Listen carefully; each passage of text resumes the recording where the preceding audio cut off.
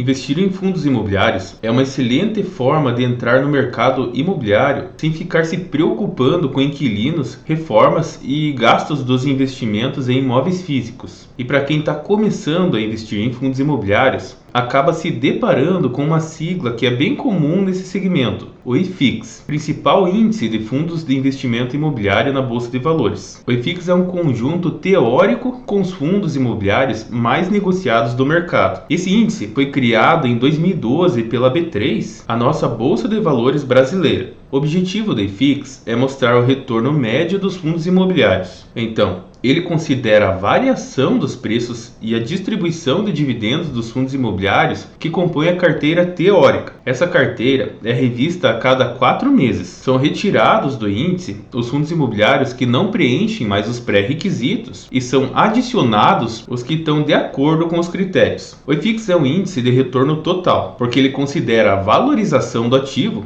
e também a sua distribuição de dividendos. Ele considera que todos os rendimentos distribuídos são reinvestidos nos próprios fundos imobiliários. Fazendo isso, o desempenho dos ativos acaba sendo bem mais certeiro, porque considera todos os componentes do fundo imobiliário, ou seja, a valorização da cota e o retorno com os dividendos. Mas para que serve o IFIX? Eu já te falo, porque antes disso eu quero te pedir um like se você gostou do assunto e se inscreva no canal para não perder nada sobre investimentos. Aposto que você vai gostar dos próximos vídeos que eu estou preparando aqui, beleza? Então, voltando ao assunto, qual que é a finalidade do IFIX? Na Bolsa de Valores temos o Ibovespa, que é o principal índice para medir a rentabilidade das ações mais negociadas. O IFIX segue a mesma lógica, é o principal parâmetro de desempenho dos fundos imobiliários, ou seja, o indicador serve para comparar o resultado dos fundos imobiliários ao longo do tempo. Durante o horário de pregão, que é o período diário de negociação entre compradores e vendedores na Bolsa de Valores, o IFIX oscila de acordo com as negociações dos fundos imobiliários da carteira teórica. Para você ver o gráfico do IFIX, é muito fácil. É só entrar no site TradingView. Aqui dentro do site você pode verificar a variação de preço e desempenho da maioria dos ativos financeiros.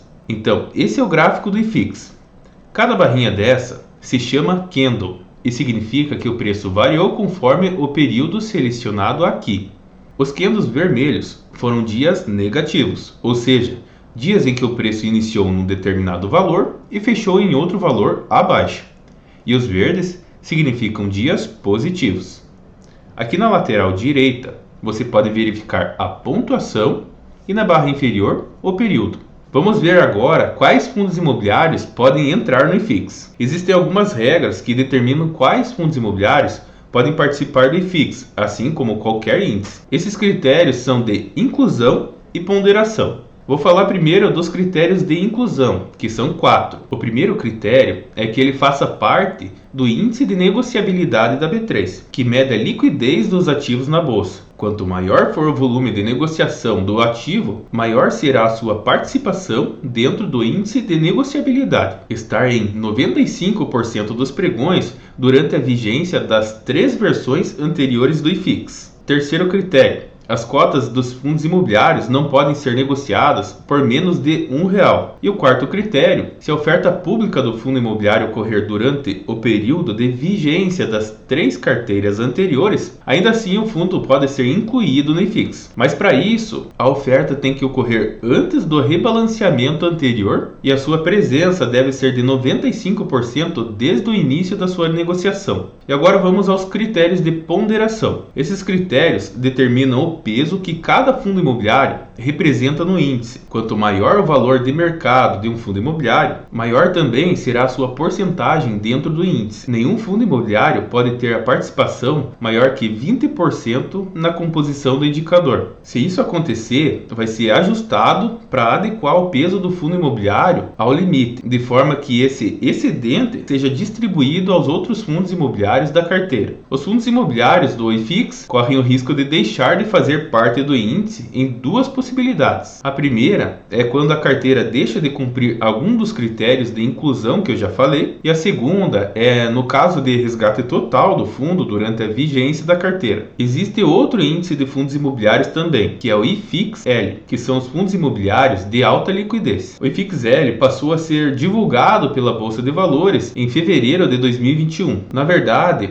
o indicador é considerado como um subíndice do IFIX e o seu objetivo é de acompanhar de forma mais elaborada o desempenho médio das cotações dos fundos imobiliários mais negociados na bolsa. Ele funciona como uma fatia do IFIX. A maior diferença entre os dois índices é que enquanto o IFIX representa 85% dos fundos imobiliários mais negociados, no IFIX-L esse percentual é de 85%. A gestão das carteiras do IFIX-L é mais fácil, porque contém menos fundos imobiliários. Inclusive, tem ETF que replica o IFIX. Só para você saber, ETF significa Exchange Traded Fund. Ele é um fundo de investimento negociado na Bolsa de Valores como se fosse uma ação. Um ETF também pode ser chamado de fundo de índice. Sobre o IFIX, era isso que eu queria passar e reforço o pedido aqui. Se você gostou do vídeo, deixe o seu like, porque só assim o YouTube vai entender que esse vídeo pode ajudar mais pessoas, e aproveite para se inscrever para não perder nenhuma novidade. Até mais!